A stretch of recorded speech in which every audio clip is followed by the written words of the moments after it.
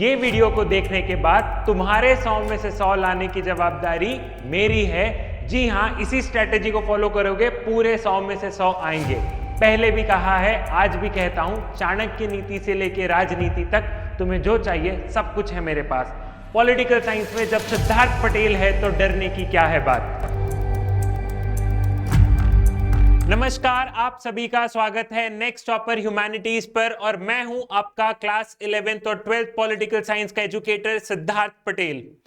यह वीडियो आप लोगों के लिए बहुत ही इंपॉर्टेंट होने वाला है क्योंकि जैसे कि आप यहां पर स्लाइड देख रहे हो, हम यहां पे डिस्कस करने वाले हैं आपका क्लास 11th पॉलिटिकल साइंस का कंप्लीट रोड मैप।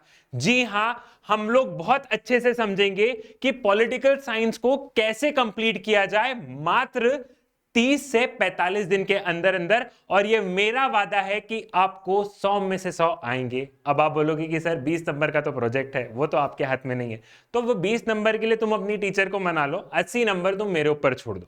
ये मेरा वादा है। जो स्ट्रैटेजी मैं बताऊंगा, मेरे वीडियो से बहुत ध्यान से पढ़ोगे, सारे कॉन्सेप्ट को बहुत ध्यान से समझोगे, तो हम 100 में से 100 नंबर लेके आएंगे ही आएंगे। अपने टीचर को तुम पटा लेना, बाकी 80 नंबर तुम मेरे ऊपर छोड़ दो। क्लियर है? तो इसी बात पे क्या हो जाए, इसी बात पे अब हम लोग खुश हो जाते हैं कि जब सिद्धार्थ सर आ गए हैं तो थोड़ा सा डांस वांस हो जाए यहाँ पे, ठीक है, कि अपने को नंबर पूरे पूरे आ रहे हैं।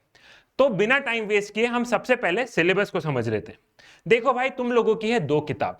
पहली किताब का नाम है पॉलिटिकल थ्योरी, दूसरी किताब का नाम है इंडियन कॉन्स्टिट्यूशन एट वर्क। दोनों किताबों से 40-40 नंबर के सवाल आने, 40 नंबर पॉलिटिकल थ्योरी से आएगा और 40 number Indian constitution at work वाली किताब से अपने को सवाल आने वाले हैं। ठीक, अब इसमें चैप्टर्स में कौन से चैप्टर्स के कितने मार्क्स है उसको समझ लेते हैं। अब बोलोगे कि सर ये सीबीएसई की वेबसाइट पे बहुत देख चुके हैं, भले ही तुमने बहुत ध्यान से देखा होगा, लेकिन तुमने ये नहीं देखा होगा कि कौन सा चैप्टर हम लोगों के लिए सबसे ज्यादा इंपॉर्टेंट है। यहाँ पे अपने को अपने चैप्टर्स दिख रहे हैं कि इस किताब में हमारे पास में 10 चैप्टर है, इंडियन कॉन्स्टिट्यूशन एट वर्क में 10 चैप्टर्स हो गए और हमारे पास में पॉलिटिकल थ्योरी में 8 चैप्टर हो गए। क्लियर है? पहला चैप्टर कौन सा है? Constitution why and how. ठीक है। दूसरा चैप्टर कौन सा है? Rights in the Indian constitution. ये दोनों चैप्टर मिला के 8 नंबर है, मतलब 4 नंबर का आएगा Indian constitution why and how से, 4 नंबर का अपने को आने वाला है rights in the Indian constitution से। सॉर्टेड, बढ़िया है। ठीक है।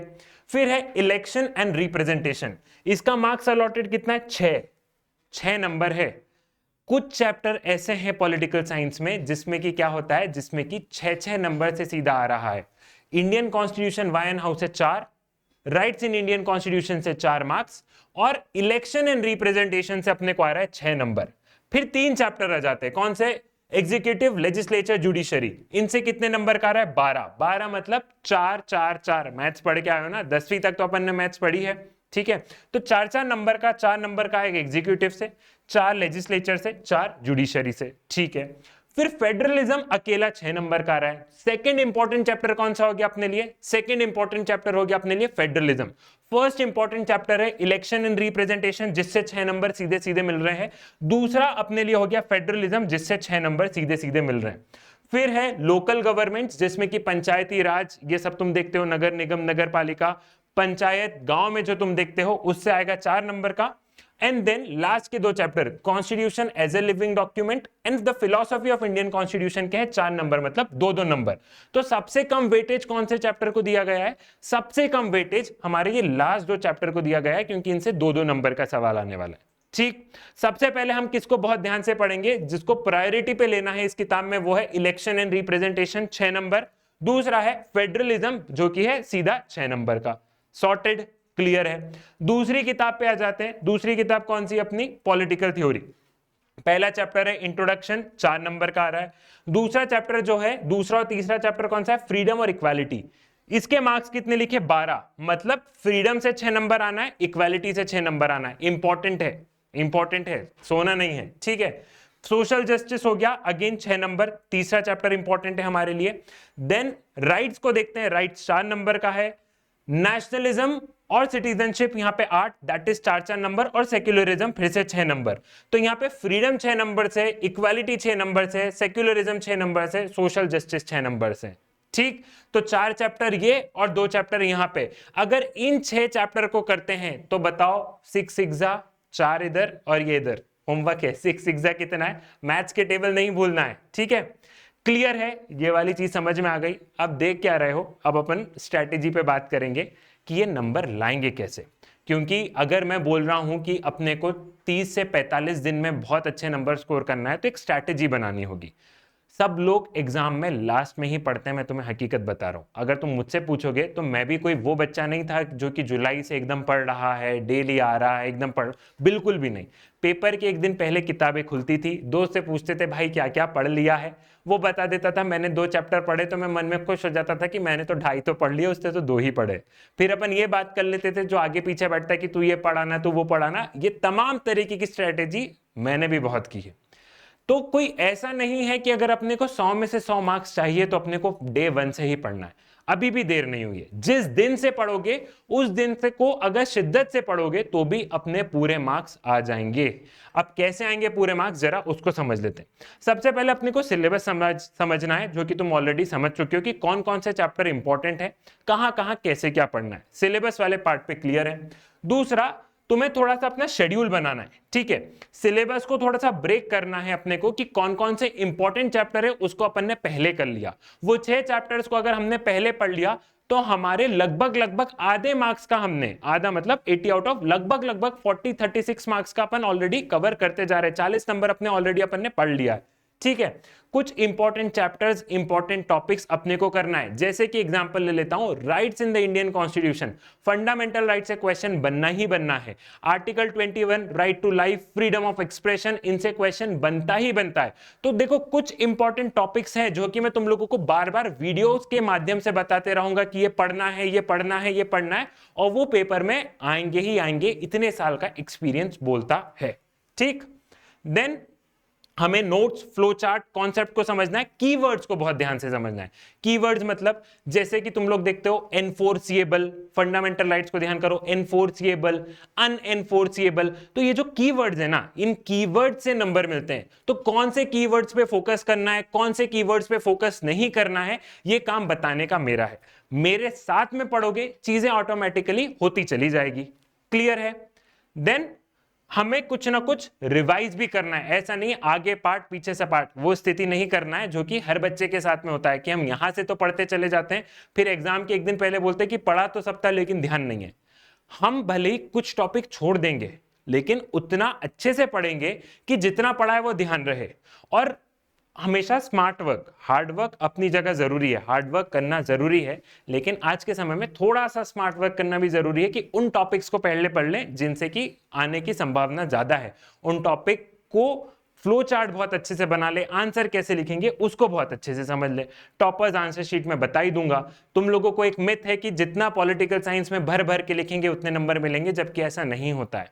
जितना अच्छा पॉइंट में और कीवर्ड्स के साथ में लिखेंगे उतने अच्छे नंबर मिलेंगे। टॉपर की आंसर शीट देखोगे ना कभी तो तुमको लगेगा उसने तो ज्यादा लिखा ही नहीं है सर। अगर 6 पॉइंट पूछे तो 6 ही लिखा है। अगर वर्ड लिमिट बोलिए 180 शब्द तो 180 शब्द के अंदर अंदर ही हुआ है।